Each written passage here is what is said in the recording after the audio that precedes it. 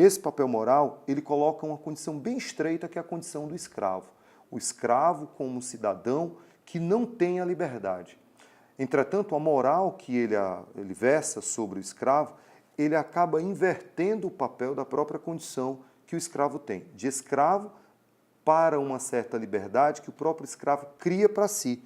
Quando ele coloca aqui no primeiro parágrafo, a moral de escravos precisa sempre, para surgir, de um mundo oposto e exterior. Ele precisa reverter o papel moral para ele poder sobreviver, senão a sua própria condição moral de nada existiria.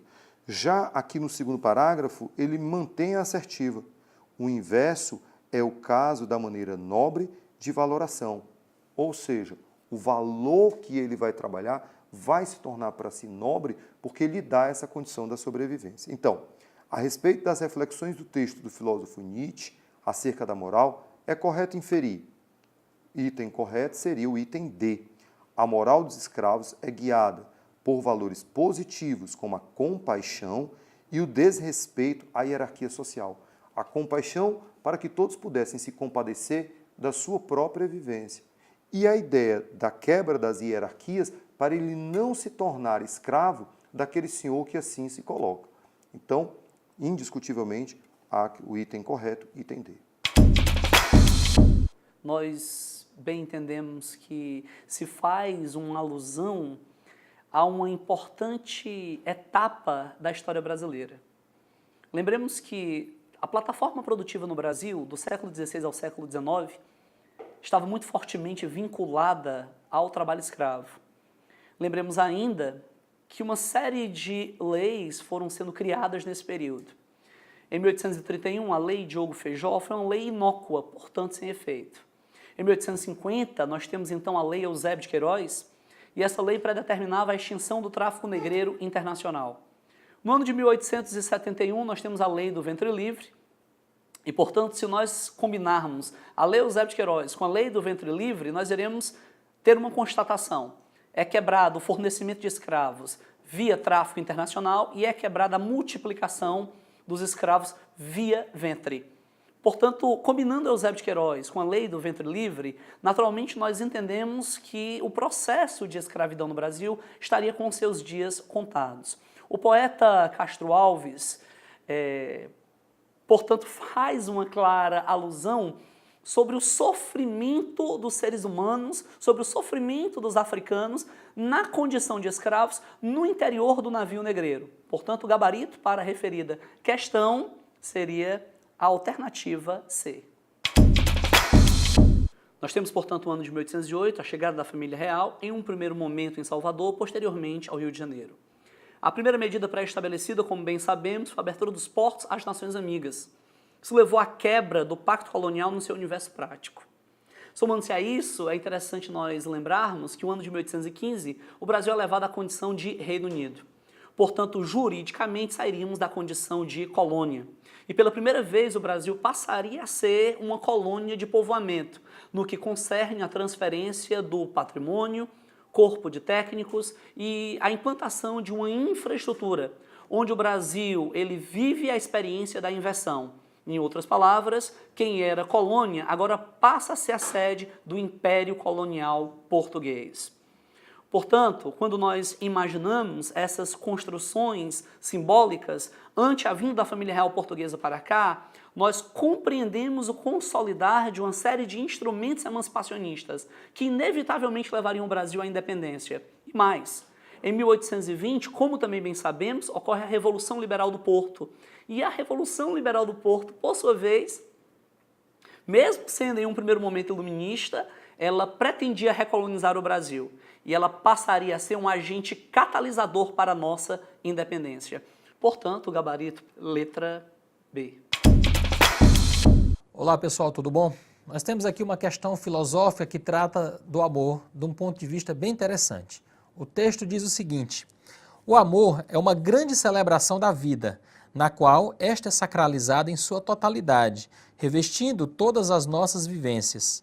O amor favorece o desenvolvimento de um mundo mais feliz, mais pleno, quando erigido por pessoas que anseiam pela mudança da forma de viver. na qual os afetos virulentos são transmutados na alegria de amar. Para Erich Fromm, se eu amo de verdade uma pessoa, amo todas as pessoas, amo o mundo, amo a vida. Em sua análise semiológica dos discursos amorosos, Roland Barthes diz: amo o outro não segundo suas qualidades contabilizáveis, mas segundo sua existência. Por um movimento que bem poderíamos dizer místico, amo não o que ele é, mas o que ele seja. E a questão pede o seguinte: o debate filosófico acerca do amor, apresentado no texto anterior, provoca uma reflexão que contempla as identidades daquele que ama e daquele que é amado, pois, resposta correta é o item A. Sentido movente do ato de amar e os deslocamentos identitários que marcam a condição da existência. Ora, nós temos dois textos que tratam do amor do ponto de vista da filosofia. Ele trata justamente dessa multifacetada característica do amor, porque contempla os mais variados indivíduos, as mais variadas formas de amar. Então, do ponto de vista filosófico, os autores tratam do amor como algo que, de certa maneira, nos completa. E nos completa na medida em que nós nos relacionamos com outras pessoas. E nós nos completamos nessas relações. Então, essas relações são importantes não porque tragam elementos quantificáveis, valorativos no sentido de dinheiro, por exemplo, por uma questão monetária. Ele trata de aspectos qualitativos, de aspectos, de certa maneira, transcendentais. Então, a resposta ao item A. Vejamos os outros itens porque eles estão incorretos. O B. Sacralização do amor sugere a homogeneização da visão de mundo compartilhada pelos amantes. Ao contrário, ele fala da diversidade das concepções de amor, tanto que o texto base traz dois autores e dois conceitos a respeito do amor. Item C. O afeto é necessário à vida, tornando-a mais feliz a partir da uniformização das identidades dos indivíduos. Ora, segundo o texto base, o princípio do amor estabelece-se não pela uniformização, mas pela variedade, pela complexidade, pela multifacetalidade desse amor. Então, esse item C está incorreto. D. O ato de amar requer acomodação de expectativas e afirmação existencial do ser, cuja identidade é fixa. O erro semelhante aos outros itens. A identidade do ser humano não é fixa, ela é cambiante, ela é diversificada, ela não pressupõe a acomodação, ela pressupõe uma eterna mudança, uma eterna transformação. E o item E, experiência amorosa se sustenta com base no equilíbrio quantificável de virtudes e desejos entre amantes. A segunda afirmação do Roland Barthes fala exatamente que ele não é quantificável, portanto o item E está incorreto. Resposta desta questão, repito, item A. É isso aí, amigos, valeu.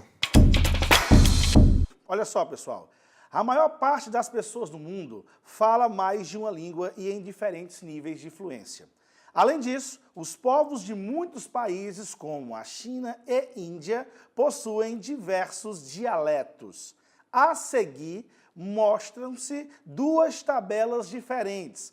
A primeira leva em consideração todos os falantes no mundo e a segunda é baseada apenas no número de pessoas que têm essas línguas como nativas. Então, percebendo aí na tabela, você tem a primeira, o inglês, é a língua mais falada no mundo, com 1,8 bilhão de pessoas. Já entre as línguas nativas, você vai ter o mandarim, idioma que vai ser predominante na China. Então, o que vai acontecer, professor? Ao observar as duas tabelas e relacioná-las com a atualidade no mundo globalizado, entende-se que as línguas mais faladas do mundo... Olha só, pessoal, muito interessante essa questão, porque ele traz para nós o quê? O inglês e o mandarim. Inglês vai ser o idioma do Reino Unido, da Inglaterra, que foi durante muito tempo a grande potência mundial. A partir do século XVII, lá no final das grandes navegações, se consolidando a partir da Revolução Industrial. Porém, quando chega no século XX, a hegemonia vai ser passada da Inglaterra, do Reino Unido, para os Estados Unidos, que também fala o inglês, assim como a China falando o mandarim. Então, o item correto é o item B. Superam frequentemente as línguas nativas mais faladas por razões como emigração e destaque econômico.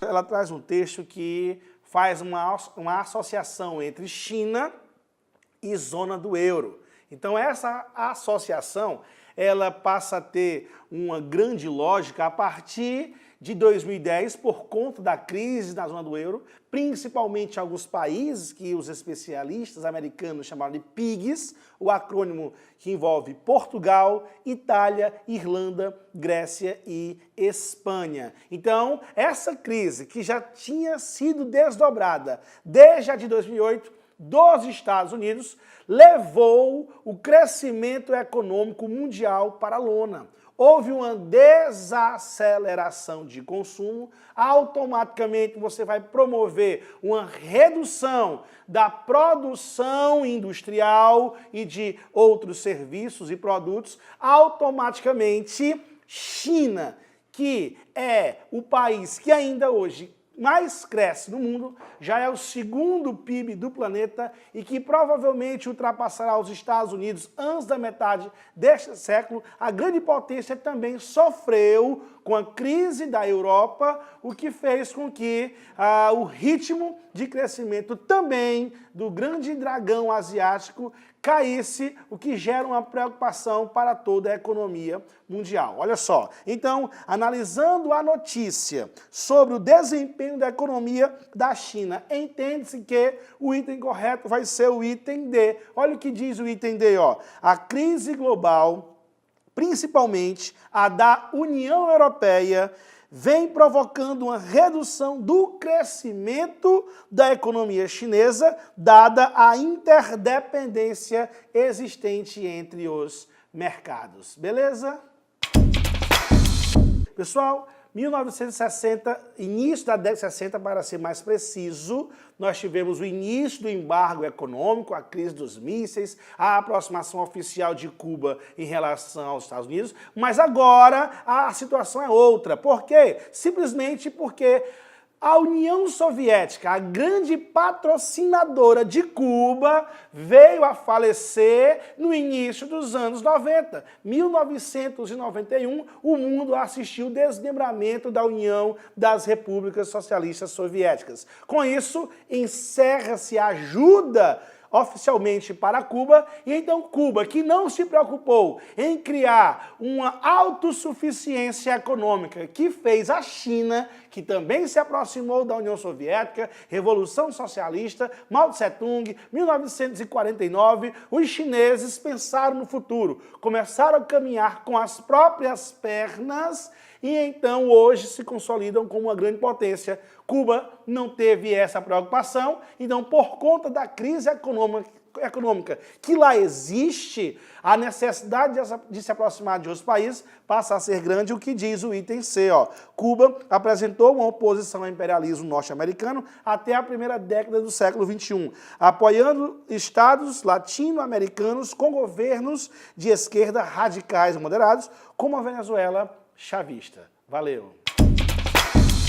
Explosão demográfica ocorre a partir da segunda fase de crescimento, quando o país possui elevadas taxas de natalidade, ao mesmo tempo possuindo queda na mortalidade, proporcionando um elevado crescimento vegetativo, ok? E que no Brasil este número foi pior quando falamos em impactos econômicos, quando relacionamos a questão dos idosos. Percebam que em 1960 os idosos eram de 3,3 milhões, representando 4,7% da população. Em 2010, olha só, este número saltou para 20 milhões de idosos, representando 10%.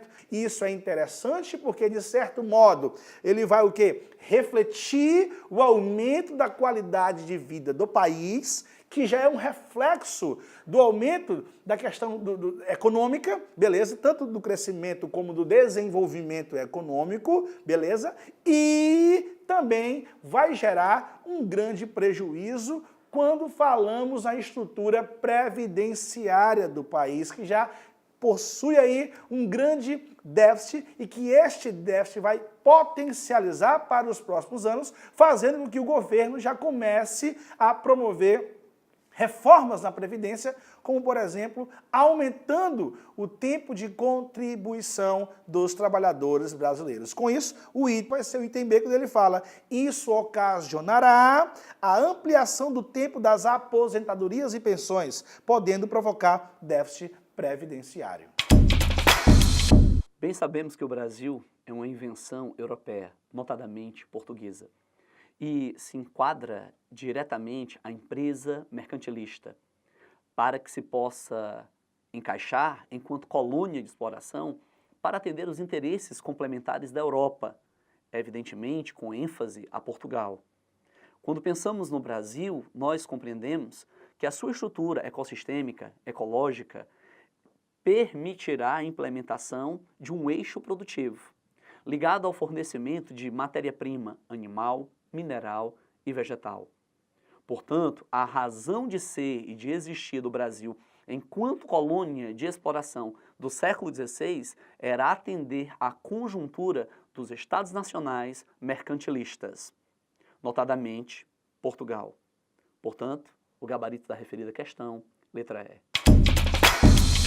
Percebemos que o carnaval na Antiguidade Clássica envolvia nas ruas de Atenas um desfile, representado por um carro naval, onde as manifestações de expressões eram plurais, bem como premissas religiosas, o culto hedônico, o festejo ante os prazeres carnais. Essa festa se transporta para a Idade Média. E na Idade Média, ela também acaba se transformando em uma estratégia de controle social, para minimização de conflitos. Portanto, as elites permitiriam o carnaval como uma forma de minimizar as tensões, as revoltas. Da Idade Moderna para a Idade Contemporânea, o carnaval ele não perde essa conexão com a cultura europeia, de manifestação, de envolver diferentes ritos e movimentos. Contudo, um elemento de singularidade. Por um período de tempo, tudo é permitido, inclusive o congraçamento de diferentes classes sociais. O uso da fantasia esconde, portanto, o verdadeiro eu e a própria posição de status quo na referida sociedade. Portanto, em um dado período, essa manifestação cultural, chamada de carnaval, apaga temporariamente distinções de classe, o que nos remete como gabarito à alternativa C. Essa questão é uma questão de uma tirinha da queridíssima Mafalda, né, tão conhecida nas nossas provas. A Mafalda, nesse caso aqui, como você pode perceber na sequência dos 4 quadrinhos que estão colocados, ela está lendo a palavra democracia nesse primeiro texto, né? Governo em que o povo exerce a soberania. Nesse caso em particular, quando ela termina de ler, ela começa a gargalhar. Obviamente, a Mafalda, como é altamente politizada, ela já percebeu que a ideia da democracia está muito fora da realidade que está exposta dentro do contexto social no qual ela vive. Se democracia é um governo no qual o povo exerce a sua soberania, como isso pode ser verificado na maioria dos países do mundo? É mister lembrar que essa ideia da Mafalda como uma democracia sendo um poder exercido pelo povo está fora de uma qualificação dentro do Brasil ou dentro de países como mesmo os Estados Unidos, onde de repente determinados grupos financeiros, determinados grupos sociais ou determinados grupos políticos, eles passam a manipular todo o poder. Então, a partir do momento que determinados grupos, determinadas aristocracias, elas passam a estruturar-se dentro do poder e a fazer valer a sua vontade sem ser a vontade do povo, ou ludibriando ou utilizando a força para isso, a democracia está morta. E é exatamente esse ponto que a gente passa a perceber no item a ser marcado, que é o item A. As condições de poder e dominação exercidas por uma minoria em quase todo o mundo democrático em face da baixa participação cidadã. Olá pessoal, tudo bem? Nós temos aqui uma questão muito legal que vai falar sobre a relação entre a arte, a música e as transformações sociais. Nós temos aqui um trecho da canção da banda Engenheiros do Havaí, que tem mais ou menos 3 décadas essa composição, e reflete um pouco sobre a condição do Brasil, né, da época, né, dos anos 1980. E a canção traz o seguinte, da música Terra de Gigantes, e a música diz: as revistas, as revoltas, as conquistas da juventude são heranças, são motivos para as mudanças de atitude. Os discos, as danças, os riscos da juventude, a cara limpa, a roupa suja, esperando que o tempo mude. Nessa terra de gigantes, tudo isso já foi dito antes. A juventude é uma banda numa propaganda de refrigerantes. E aí a questão pede. A canção da banda Engenheiros do Havaí, composta no contexto sociopolítico brasileiro da segunda metade da década de 1980, revela um sentimento de resposta item C. Inquietação com o papel dos jovens diante das transformações sociais. Percebam que a música composta, como diz a questão, no contexto sociopolítico dos anos 1980, o período da redemocratização, reflete de certa forma até pessimista sobre o papel que a juventude teve, principalmente nos anos 1960, na chamada revolução do comportamento, a revolução da cultura, o surgimento da contracultura dos anos 60, o rock and roll como uma expressão da cultura e digamos assim, dos contextos sociopolíticos da época. Então a música Terra de Gigantes, ao refletir sobre o papel da juventude nos anos 1980, quando fala cara limpa, roupa suja, esperando que o tempo mude, ou seja, retrata de certa forma uma condição de passividade, de letargia da juventude diante das mudanças que requerem desses jovens uma participação maior, uma decisão política muito mais forte. Então, de certa maneira, ao resgatar uma herança política, cultural e social da juventude dos anos 1960 e 1970, digamos assim, a análise retrospectiva denota na música uma visão um pouco pessimista a respeito do papel da juventude. Uma posição de quê? De coadjuvante, quando fala que a juventude é uma banda numa propaganda de refrigerantes. Ele retrata a juventude numa condição de coadjuvante no sentido secundário. Vejamos porque os outros itens estão incorretos. Exemplo, item A.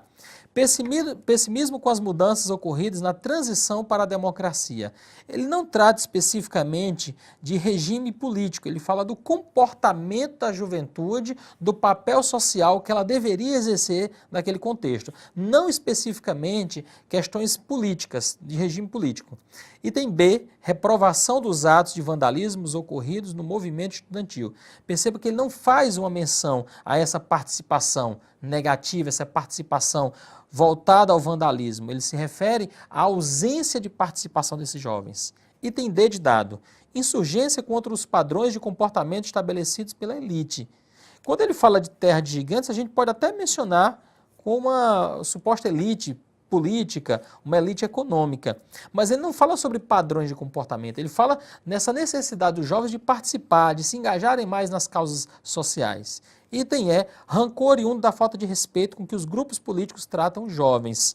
Então, essa música é, digamos assim, voltada para os jovens, uma reflexão retrospectiva, com um certo tom de pessimismo, mas que reflete a condição dos jovens. Ele não fala de um rancor a respeito, né, supostamente das elites políticas, ele fala especificamente para a juventude.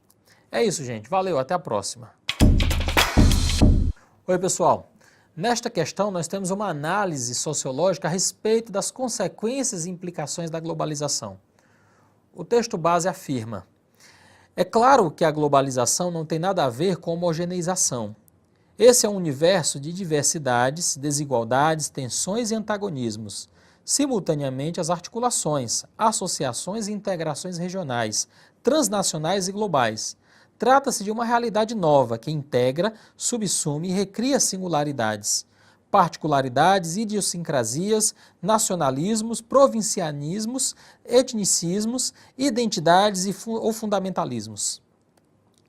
Segundo a análise contida no texto, o processo de mundialização da cultura vem acompanhado pela pluralidade de culturas locais que se relacionam e se influenciam. Interessante essa questão é porque ela mostra no seu texto base um aspecto bem diverso da globalização que se diferencia de um certo senso comum quando se fala de globalização como consequência da homogeneidade cultural, de uma certa padronização. É comum se falar nisso. Se referir globalização à padronização, homogeneidade e fim de culturas locais. Nesse texto, o sociólogo brasileiro Ottaviani fala que a globalização é multifacetada, é complexa, ela, de certa maneira, tem várias contradições. Ela, por um lado, aproxima, integra, favorece os contatos culturais, é, de certa maneira, fruto de um processo de integração econômica, mas, ao mesmo tempo, traz o surgimento de culturas locais, o reacender de velhas rivalidades sociais, políticas, culturais. Ou seja, ele trata da globalização como um processo diverso, complexo, muitas vezes contraditório. Por isso que é o item A, pluralidade de culturas locais que se relacionam e se influenciam. O B está incorreto porque ele fala da vigência de referenciais culturais impostos pelos países centrais. Muito embora os países centrais tenham uma força muito grande do ponto de vista político, do ponto de vista econômico, mas no sentido tratado do texto, aí ele fala justamente de uma pluralidade cultural, não é fruto, não é consequência de um processo simplesmente de imposição dos países centrais. Item 6 está incorreto porque ele fala apenas do comportamento tolerante entre hábitos culturais de origem distintas. Por um lado, a tolerância, mas por outro, há também o surgimento dos fundamentalismos, da xenofobia. Então, há esses dois aspectos contemplados no texto. Item D, aspecto eminentemente pacífico. Ele fala justamente dos acordos, da tolerância, do reconhecimento cultural, mas ele menciona, por outro lado, também os conflitos, as divergências. Por isso que o item D está incorreto. E o item E, aprofundamento das distinções entre culturas superiores e culturas inferiores. É bom lembrar que no contexto da globalização há aquela discussão sobre o multiculturalismo, é justamente o rompimento com essa tradição de cultura superior e cultura inferior. Existem apenas culturas diferentes que devem ser respeitadas nas suas particularidades. Tá certo, pessoal? Valeu! Fala sobre um coffee break aonde dois possíveis amigos conversam na tirinha. Então vejamos aqui. O meu eu virtual tem milhares de seguidores e fãs. E ele continua. As pessoas comentam, espalham e curtem o que eu digo. E aí ele olha para o que está atrás, sem nem prestar atenção nele, e diz, você está me escutando? E o outro diz, hã? É interessante o texto colocar uma realidade vivida diariamente por todos nós. Você, querido internauta, sabe que quantas e quantas vezes você deve ter esbarrado pelos corredores do cursinho, da escola, ou mesmo da rua e dos shoppings, com outras pessoas que também estavam de cabeça baixa, teclando no telefone celular. Isso tem, a cada dia que passa, sido uma rotina dentro das nossas próprias vidas. O cyberespaço, como ele é colocado, ele gera uma fluência maior, mas ele retira do próprio indivíduo uma liberdade de atuação social concreta, ou seja, quem está do teu lado, quem está à tua frente, e eu me interessar por todas essas pessoas. Essa condição vem sendo analisada pela psicologia e pela sociologia. Então, no caso, ele coloca assim, como a tirinha mostra, o advento da internet e do chamado cyberespaço tem provocado mudanças na experiência humana.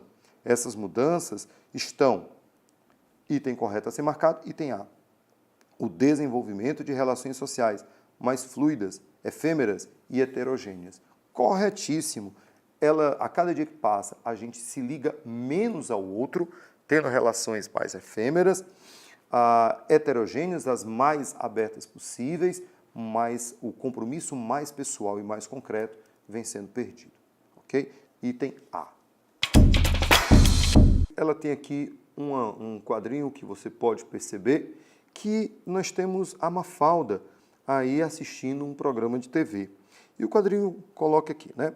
Ela coloca como se a cultura ela tivesse a possibilidade de buscar outros caminhos. A TV não seria um caminho viável. Por que a TV, no momento da charge, não seria um bom caminho?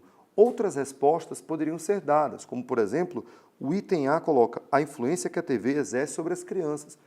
esse é um item verdadeiro. Ou mesmo, a condição individualista de quem vê TV também poderia ser um item verdadeiro. Mas está bem claro quanto à charge. O comando da questão ele deixa aqui, ó. O papel da TV na vida cotidiana tem sido objeto de análise e questionamento.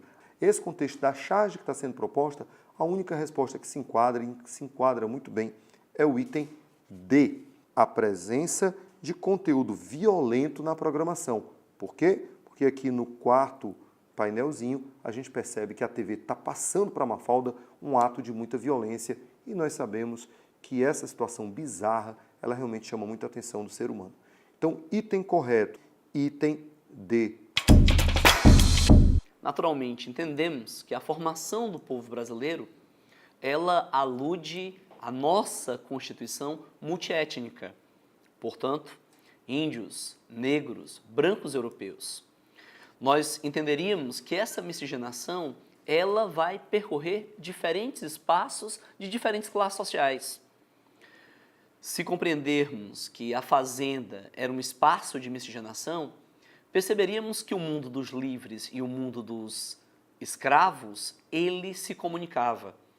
Portanto, cativos e libertos acabaram vivenciando experiências de miscigenação, seja no campo, seja na cidade, seja no palco da fazenda ou ainda nos palácios, nos ambientes aristocráticos. Portanto, podemos afirmar que esse mosaico multiétnico que forma a sociedade brasileira necessariamente passa por essa conexão entre o índio, o branco e o negro, caracterizando aquilo que Freire chegou a evidenciar como o equilíbrio entre os desiguais. Portanto, temos como gabarito a letra E.